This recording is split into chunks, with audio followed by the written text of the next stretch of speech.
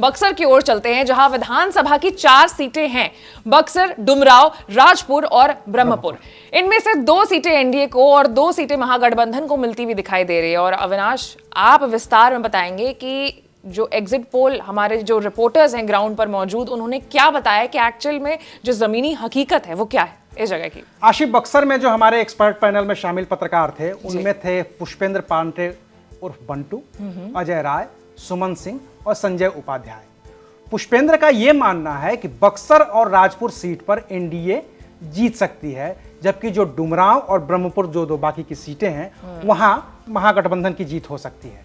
अजय राय का यह कहना है कि सिर्फ और सिर्फ ब्रह्मपुर सीट ही आरजेडी के पास जाएगी, बाकी की जो 3 सीटें हैं वहां से एनडीए जीत सकता है।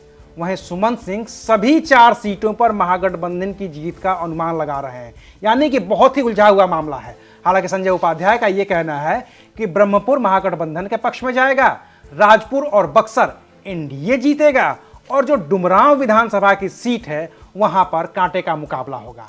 अगर पार्टी के हिसाब से इन सारे पत्रकारों की राय की बात करें तो बक्सर की 4 सीटों में से बीजेपी को 1 सीट, जेडीयू को 1 सीट, आरजेडी को 1 सीट और माले को 1 सीट मिल सकती है। चलिए ठीक है, बक्सर से अगर हम आगे बढ़ेंगे तो आता है शेखपुरा, जहां विधानसभा की 2 सीटें हैं और उनका नाम है बरबीघा और शेखपुरा। यहां भी 1 सीट एनडीए को और 1 सीट महागठबंधन को जा सकती है। बरबीघा से कांग्रेस के त्रिशूलधारी सिंह को बढ़त है और वहीं पर शेखपुरा से जेडीयू के रणधीर कुमार सोनी को जीत मिलती हुई दिखाई दे रही है। पार्टी के हिसाब से अगर हम बात करें तो शेखपुरा की 2 सीटों में से 1 सीट कांग्रेस और 1 सीट जेडीयू के खाते में जा सकती है। लेकिन सबसे दिलचस्प तो लखीसराय है, जहां खुद बिहार के उप मुख्यमंत्री विजय सिन्हा उम्मीदवार है।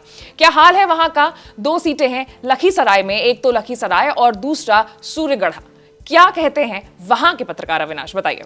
आशिष, लखीसराय की जो दोनों सीटें हैं वो दोनों ही सीटें फिलवक्त महागठबंधन के पक्ष में जाती हुई दिख रही हैं जी। वहां पर जो हमारे एक्सपर्ट थे कृष्णदेव और सुनील कुमार, दोनों का यह मानना है कि लखीसराय से विजय सिन्हा जो उप मुख्यमंत्री हैं वो चुनाव हार सकते हैं, क्योंकि बिहार के डिप्टी सीएम रहने के साथ ही विजय सिन्हा कई पदों पर रहे हैं सरकार में। इसके बावजूद वो जनता के लिए कभी खड़े दिखाई नहीं दिए और सीधे मुकाबले में विजय सिन्हा कांग्रेस के हाथ ये सीट गंवा सकते हैं।